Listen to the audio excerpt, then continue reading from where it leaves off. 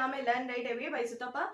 आज का जो टॉपिक है हमारा इंटरेस्टिंग है, बहुत ही इंटरेस्टिंग है, क्योंकि देखिए आज जो हम लोग एक दूसरा जो सब्जेक्ट है स्टार्ट करने वाले हैं। और ये तो ऐसे तो माना जाता है कि टॉपिक जो है बहुत ही बोरिंग है, एंड बहुत सारे बच्चे ऐसे होते हैं जिनको ये बहुत तकलीफ मतलब लगता है कि बहुत ही डिफिकल्ट लगता है और बहुत ही क्लैमजी लगता है। काफी बच्चे ऐसे होते हैं इनको मतलब जिनको कि ये सब्जेक्ट जो है पढ़ने में इंटरेस्ट नहीं लगता है। एंड हाँ, जो बच्चे कम्पिटेटिव के लिए प्रिपेयर कर रहे हैं, जो भी कम्पिटिटर्स है, जो भी एस्पिरेंट्स है, कुछ भी स्टेट लेवल या फिर सेंट्रल लेवल एग्जाम का, उनके लिए भी ये जो टॉपिक रहता है काफी हद तक जो है डिफिकल्ट रहता है। क्योंकि देखिए जो ह्यूमैनिटीज बैकग्राउंड से आते हैं उनके लिए तो ये सही रहेगा, लेकिन जो साइंस बैकग्राउंड से आते हैं लगभग उनके लिए ये टॉपिक जो है काफी डिफिकल्ट रहता है। ये जो सब्जेक्ट है काफी डिफिकल्ट रहता है, इसीलिए क्योंकि ये हमारा जो है हमारे जो ग्रेजुएशन के सब्जेक्ट में नहीं आते हैं।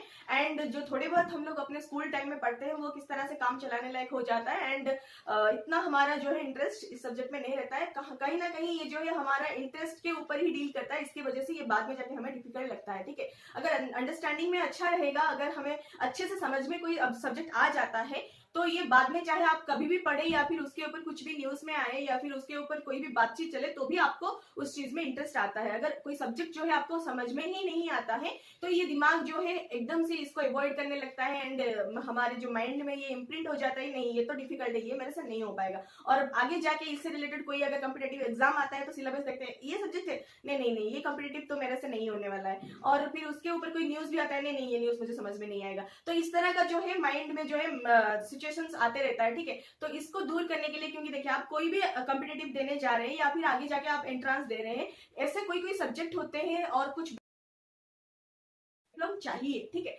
कहीं पे भी कुछ भी जो है कुछ भी कर लीजिए आप, न्यूज तो आपको चाहिए, क्योंकि थोड़ा बहुत न्यूज अगर आसपास क्या हो रहा है आपको इतना भी नहीं पता होगा तो आप मतलब कुछ भी आप सरवाइव करना भी मतलब अच्छे से नहीं हो पाएगा। क्योंकि हमारे आसपास क्या चल रहा है उसके हिसाब से हमें अगर कुछ अपडेटेड न्यूज नहीं रहेगा, हमें अगर समझ में नहीं आएगा, तो फिर हम लोग मतलब कैसे मतलब सोसाइटी में कैसे एडजस्ट करेंगे, या फिर सोसाइटी में हम लोग कैसे अच्छी तरह से एडजस्ट करेंगे, या फिर सोसाइटी में डेवलप कैसे करेंगे। सब कुछ अच्छी तरह से समझ में आना चाहिए, तभी जाके हम जागरूक हो सकेंगे और हमारा जो भी रिसोर्सेस है उसको हम सही डायरेक्शन में, सही वे में जो है हम यूज कर पाएंगे, है ना।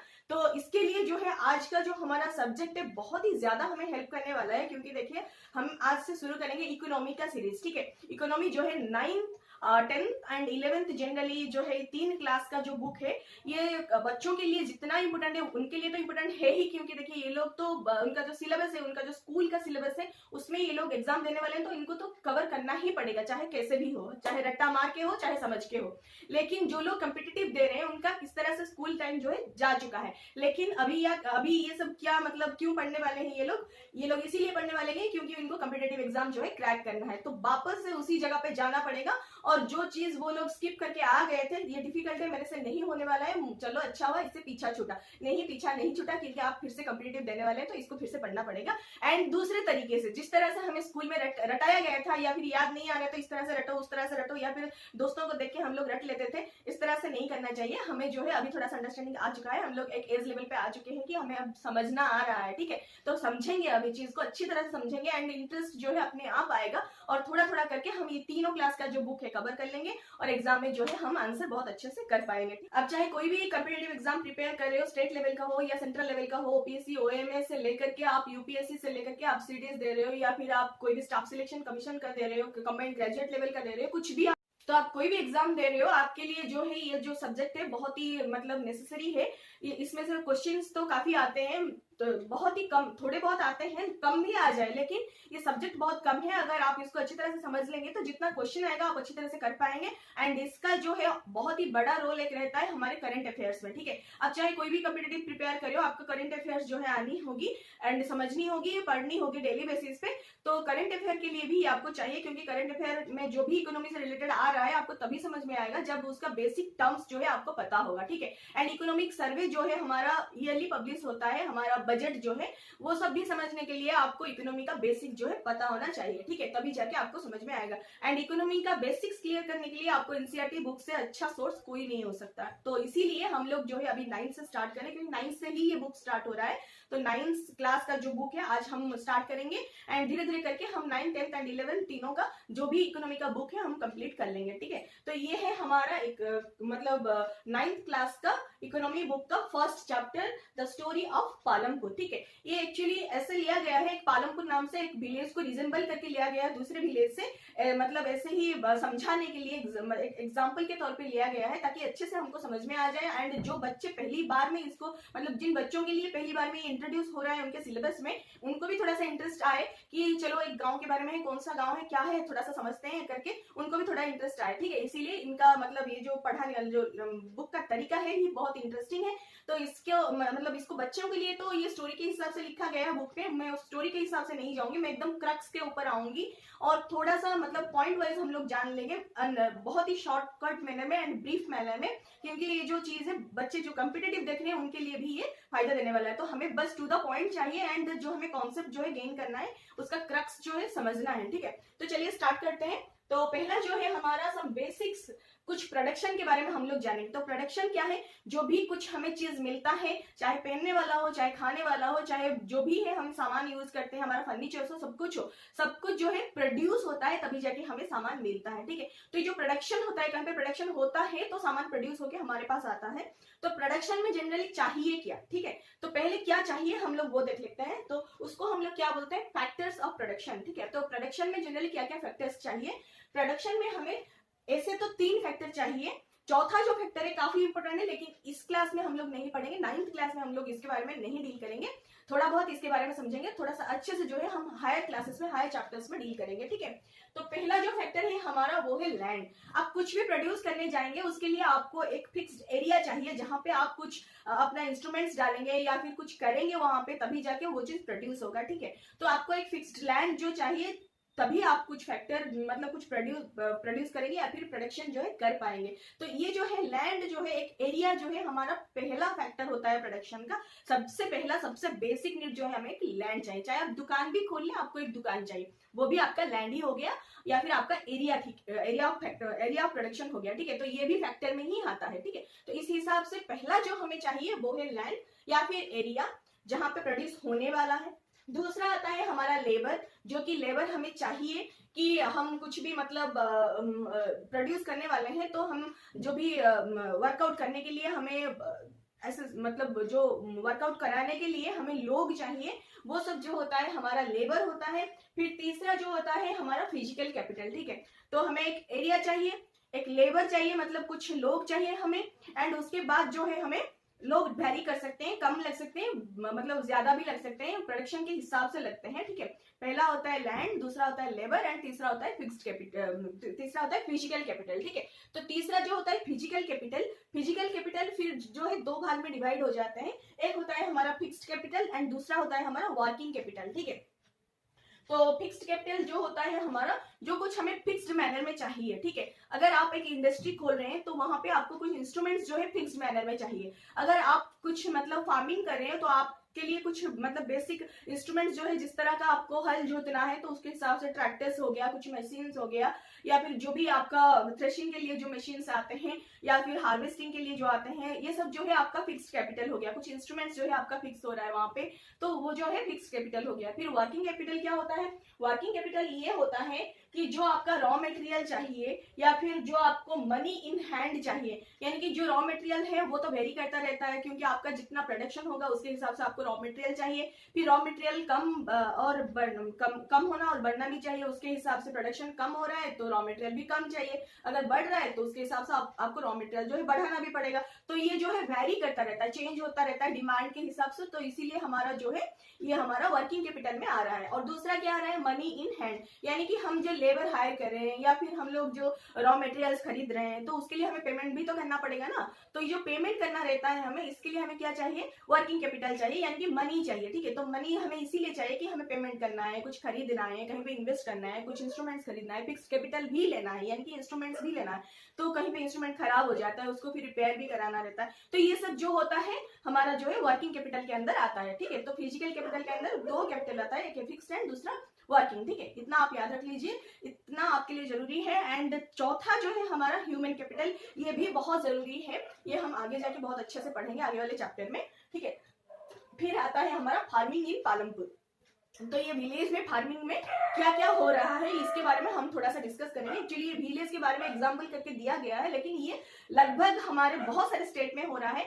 और ये जो विलेज है काफी कुछ हमारा जो वेस्टर्न उत्तर प्रदेश है उसके जगह वहाँ पे एक विलेज है, उससे बहुत कुछ रिजेंबल कर रहा है। इकोनॉमिस्ट जो वहाँ पे देखे हैं, वहाँ पे देखने के बाद ये एज्यूम करके एक विलेज का नाम दिए हैं पालमपुर एंड उसको जो है ये स्टोरी के थ्रू से ये जो चैप्टर में रिप्रेजेंट किया गया है। ठीक है, तो पहले देख लेते हैं फार्मिंग पालमपुर में कैसे हो रहा है। पहले तो एक फिक्स्ड लैंड होना चाहिए। लैंड एरिया जो भी होता है, कहीं पे भी आप गांव पे मान लीजिए, शहर पे मान लीजिए, जहां पे भी कुछ भी फार्मिंग हो रहा है तो लैंड एरिया जो है कम से कम फिक्स्ड है आपके लिए। ठीक है, मतलब लैंड एरिया आपका एक्सटेंड नहीं हो सकता है। आप लैंड के ऊपर कुछ एक्सटेंड या कम कर सकते हो, लेकिन लैंड जो है आपको जितना मिला है मतलब फार्मिंग के लिए उतना ही रहेगा। आप लैंड को एक्सटेंड नहीं कर सकते आपके रिक्वायरमेंट के हिसाब से। लेकिन डे बाई डे लैंड कम होता जा रहा है, प्लॉटिंग हो रहा है, घर बन रहा है, बहुत सारी चीजें हो रहा है, रिजर्वायर हो रहा है, हमारा ट्रांसपोर्टेशन फैसिलिटीज हो रहा है, रोड कंस्ट्रक्शन हो रहा है, काफी कुछ हमारा जो कमर्शियल बिल्डिंग्स वगैरह हो रहा है, ऑफिशियल बिल्डिंग्स भी हो रहा है। इसके हिसाब से हमारा जो है लैंड धीरे धीरे कम होता जा रहा है। कहीं पे लैंड इंक्रीज भी हो रहा है। किस तरह से जो हमारा वेस्ट लैंड पड़ा था उसको हम लोग कल्टिवेबल लैंड में कन्वर्ट कर रहे हैं। कहीं पे फॉरेस्ट जो है बेकार पड़ा था, कुछ ऐसे घने जंगल था नहीं, वहां से कुछ ऐसे आता नहीं रहा था, मतलब ऐसे कुछ हमारा आउटपुट नहीं आ रहा था, तो उसको हम लोग क्या करें कल्टिवेबल लैंड में भी कन्वर्ट कर रहे हैं। तो इस तरह से कुछ लैंड जो है कल्टिवेट के लिए एक्सपैंड हो रहा है। लेकिन जो फिक्स्ड है, जितना एरिया हमें मिला है उतने अंदर ही हमें जो भी करना है करना पड़ेगा। ठीक है, उससे ज्यादा नहीं हो सकता। तो एक होता है हमारा फिक्स्ड लैंड। फिर दूसरा आता है grow more from the same land. तो एक ही लैंड में मान लीजिए मेरे पास 1 हेक्टेयर लैंड ही है, तो उसके अंदर मैं अपना जो क्रॉप है उसको इंक्रीज कैसे करूंगी। ठीक है, तो एक जो हमारा फिक्स्ड लैंड है हेक्टेयर का, 1 हेक्टेयर का, तो उसके अंदर हो सकता है कि मैं कुछ एक फिक्स्ड अमाउंट का राइस ही कल्टीवेट कर लूं, या फिर राइस जो है हमारा खरीफ क्रॉप में आता है, यानी कि हमारे रेनी सीजन में कल्टीवेट होता है। उसके बाद जो हमारा रबी क्रॉप्स आता है, जनरली हमारा मतलब सितंबर से दिसंबर तक का जो महीना रहता है, तो उस टाइम पे जो हमारा रबी क्रॉप जो आता है उस टाइम भी हम दूसरा क्रॉप लगा सकते हैं, या फिर जो दूसरे क्रॉप के साथ मिक्सिंग करके, इंटर मिक्सिंग करके बहुत सारे क्रॉप भी एक साथ लगा सकते हैं। जैसे कि मेन एरिया हमारा जो बीच वाला फील्ड हो गया उसमें कुछ बहुत बड़ा सा लग गया एक क्रॉप, फिर साइड वाला जो बॉर्डर हो गया वहां पे कुछ और छोटा छोटा क्रॉप्स लग गया, या फिर बहुत बड़े लैंड में से हम छोटा छोटा करके डिवाइड कर लेंगे। यहाँ पे ये लगेगा व्हीट लगेगा, वहां पे बाजरा लगेगा, फिर वहां पे जाके सुगर केन लगेगा, फिर कुछ एरियाज में टमाटो लगेगा। इस तरह से हम लोग डिवाइड भी करके लगा सकते हैं। तो इस तरह से जो है हम एक ही जगह से जो है बहुत सारी चीज जो है ले सकते हैं। ठीक है, इस तरह से हम एक ही लैंड में बहुत सारे क्रॉप जो है प्रोडक्शन कर सकते हैं, या फिर प्रोडक्शन जो है हमारा बढ़ा सकते हैं। ठीक है, फिर हमारा जो है और एक क्या होता है चीज जो हमारा प्रोडक्शन बढ़ाने के लिए 1960 तक जो है हमारे फार्मर्स होते हैं, वो फार्मर्स क्या करते थे, वो जो भी क्रॉप लगाते थे उनका ही सीड वो लोग बचाए रखते थे नेक्स्ट सीजन के लिए। ठीक है, वो ज्यादातर दूसरे सीड्स खरीदना उनको नहीं पड़ता था, वो ऑर्गेनिकली उसी सीड से ही जो है दूसरे सीजन का प्रोडक्शन भी कर लेते थे। लेकिन 1960 में जो हमारा ग्रीन रिवोल्यूशन आया, उसके बाद क्या हुआ ना, एक हाई एल्डिंग वेराइटी का सीड जो है इंट्रोड्यूस हुआ। हाई एल्डिंग वेराइटी का सीड जो है क्या होता है, मान लीजिए एक ही सीड है, मतलब एग्जांपल के तौर पे आप समझिए कि एक ही राइस का सीड है। सपोज ले लीजिए एक राइस का सीड से मान लीजिए एक पौधा हो गया राइस का, उसमें से हमें जो है 1 किलो का सपोज राइस मिल गया। ठीक है, लेकिन हम अगर हाई एल्डिंग वेराइटी का सीड लेंगे तो उसी एक सीड से जो है हमें लगभग 3 गुना या फिर 4 गुना जो है प्रोडक्शन मिल सकता है। तो उस जगह पे हमें कितना मिलता है, 1 kg के जगह हमें 4 to 5 kg तक का राइस जो है मिल सकता है। तो ये जो है एक रिवोल्यूशन लाया। सबका जो सब फार्मर्स थे वहां पे हमारा नॉर्दर्न स्टेट्स की तरफ, मतलब जनरली पंजाब, हरियाणा, चंडीगढ़, उत्तर प्रदेश, ये सब एरिया में जो थे वो लोग बहुत ज्यादा ये जो है हाई एल्ड वेराइटीज का जो सीड्स है लगाने लगे। ठीक है, जो ये प्रोडक्ट्स मतलब जो ये सीड्स लगाने लगे तो उनके पास जो है बहुत सारा सरप्लस जो अमाउंट का प्रोडक्शन होने लगा।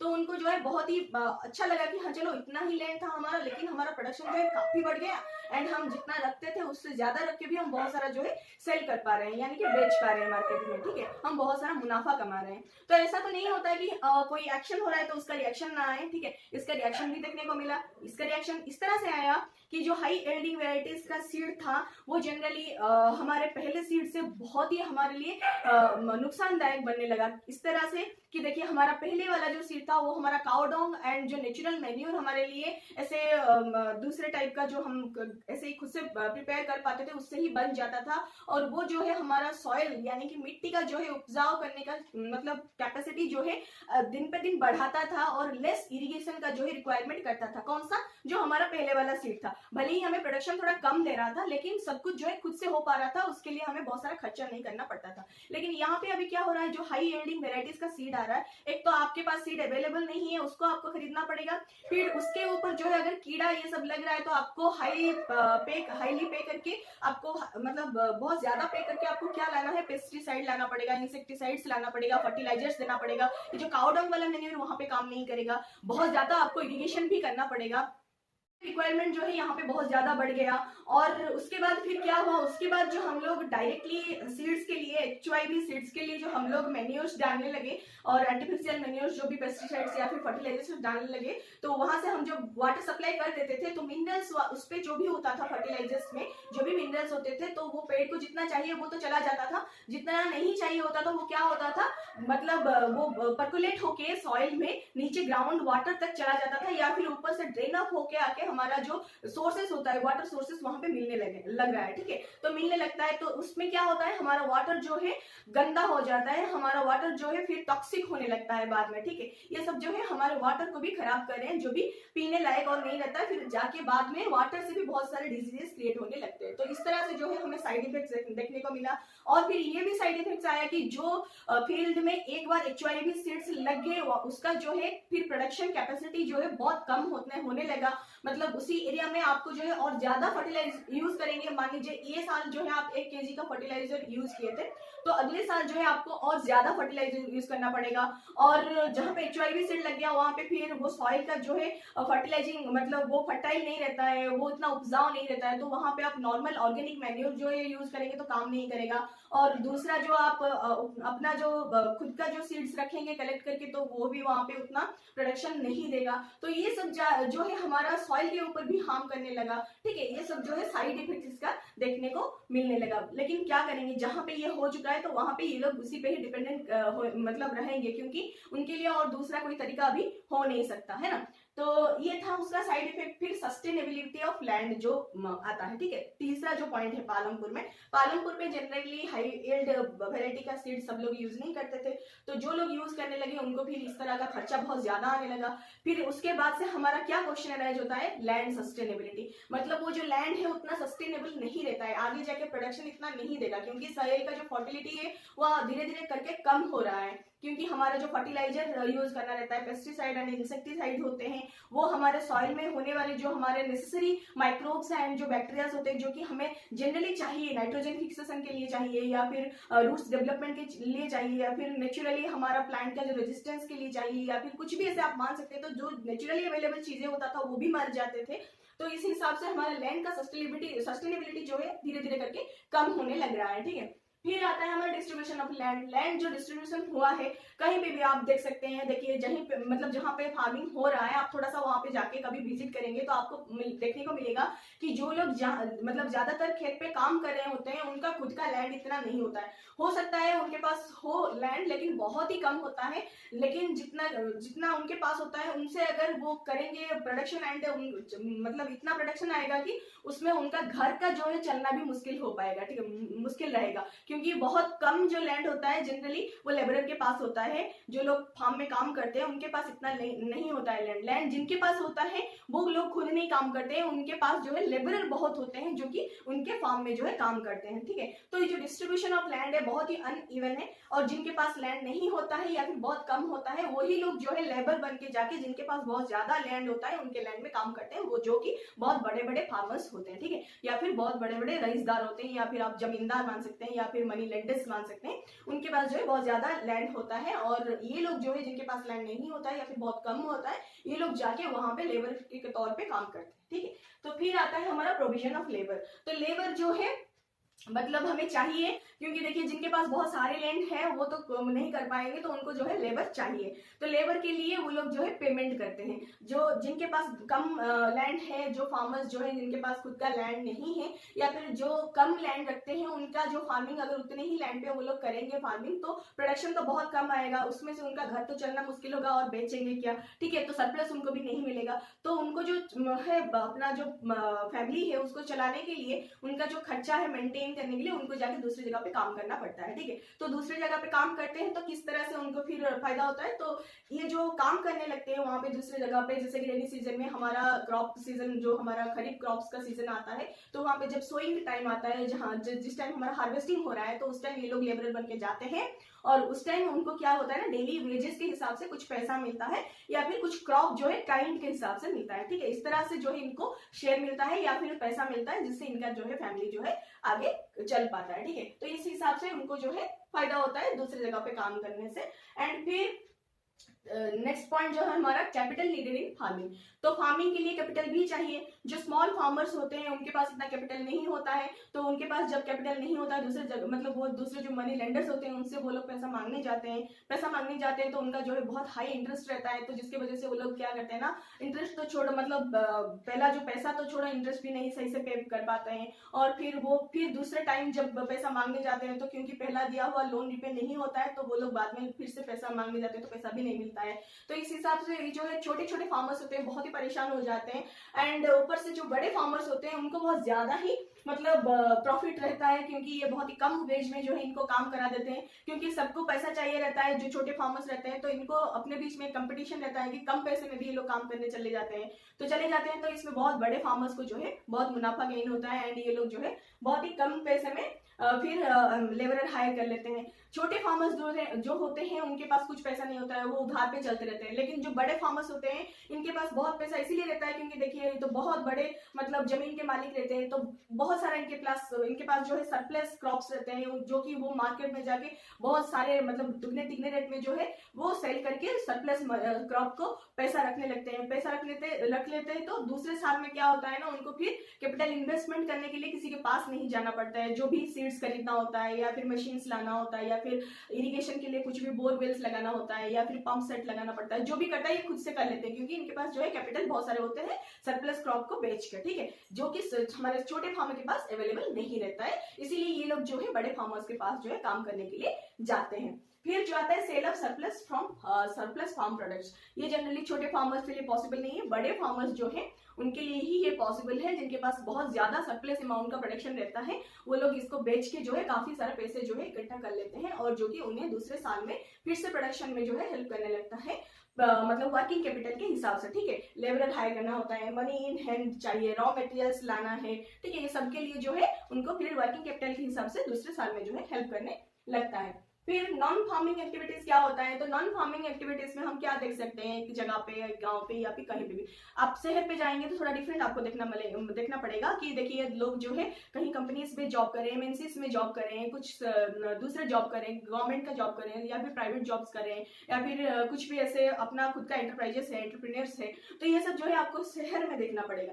लेकिन आप गाँव की तरफ थोड़ा सा जाएंगे तो आपको बेसिकली जो है ये चीज देखने को मिलेगा कि पहला जो आता है डायरी फार्म, ठीक है। तो डायरी जो है एक कॉमन एक्टिविटी होता है गांव के स्टेज में, अदर देन फार्मिंग। तो फार्मिंग नहीं रहा है तो लोग जो है डायरी का मतलब बिजनेस भी करते हैं। डायरी में क्या होता है, उनको बुफालोस या काउस जो है वो लोग रखते हैं, उनके लिए जो है चारा इकट्ठा करते हैं, या फिर जो हमारा रेनी सीजन का जो क्रॉप रहता है उसका स्ट्रॉ, या फिर जो बाजरा व्हीट एंड जो हमारा राइस का स्ट्रॉ जो होता है सूखा हुआ, उसको वो लोग जो है बुफालोस को खिलाते हैं एंड चारा इकट्ठा करते हैं, उनको जो ग्रास देते हैं और उनको डिफरेंट टाइप का जो खाना फॉडर्स देके वो लोग पालते हैं, एंड उससे जो मिल्क मिलता है वो जाके बाजार में सेल करते हैं, ठीक है। तो उस तरह से वो लोग जो है डायरी फार्म जो है बनाते हैं एंड उसका खुद का जो है डेली लाइफ जो है मेंटेन करते हैं। और दूसरा क्या हो सकता है, स्मॉल स्केल मैन्युफैक्चरिंग करते हैं। स्मॉल स्केल यानी कि बहुत छोटे छोटे इंडस्ट्रीज हो गया। आप देख सकते हैं गाँव पे जाएंगे तो कुछ मतलब महिलाएं होंगे वो जाके अगरबत्ती का काम कर रहे होंगे, या फिर कुछ छोटा छोटा इंडस्ट्रीज हो गया, कुछ पैकेजिंग का काम हो गया, तो इस तरह से वो लोग जो है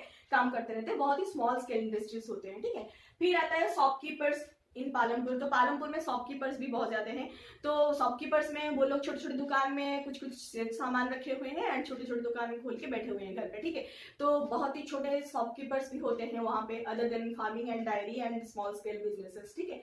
फिर आता है ट्रांसपोर्ट जो है आजकल पालमपुर में कुछ ज्यादा ही हो रहा है। पास वाली जो सिटी है रायगंज है वहां पे, तो वहां पे जनरली लोग क्या हो रहा है ना, बहुत ज्यादा जाने आने लगे हैं। तो उनके लिए जो रिक्शास एंड ट्रांसपोर्टेशन के लिए टांगे वाला जो चाहिए होता है, ऑटो रिक्शास, रिक्शास एंड दूसरे टाइप का व्हीकल्स, ट्रैक्टर्स, ट्रक्स, ये सब जो चाहिए होता है, ये आजकल का डिमांड हो गया है पालमपुर में। एंड बहुत सारे लोग जो है इसके तरफ जो है मुड़ने लगे हैं, ट्रांसपोर्टेशन में जो है ध्यान देने लगे हैं। ठीक है, तो ये एक मार्केट जो है दूसरे तरह से इवॉल्व के अभी आ रहा है, इस तरह से जो है आपके बुक में दिया गया है।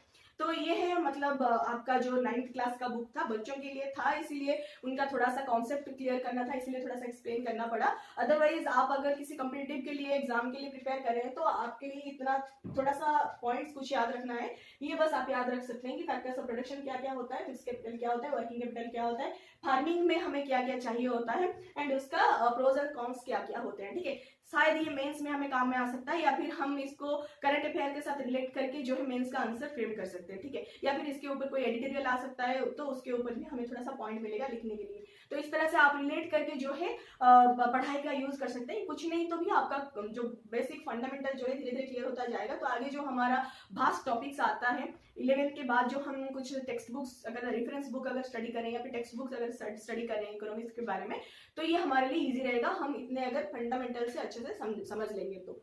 ठीक है, तो ये था हमारा 9th क्लास का जो इकोनॉमी बुक का जो पहला चैप्टर था, द स्टोरी ऑफ पालमपुर, ये आज कंप्लीट हो रहा है। हम अगले लेसन में जो है दूसरा चैप्टर देखेंगे। अगर आपको अच्छा लग रहा है तो लाइक, शेयर एंड सब्सक्राइब करना मत भूलिएगा। ठीक है, thank you so much and नमस्ते।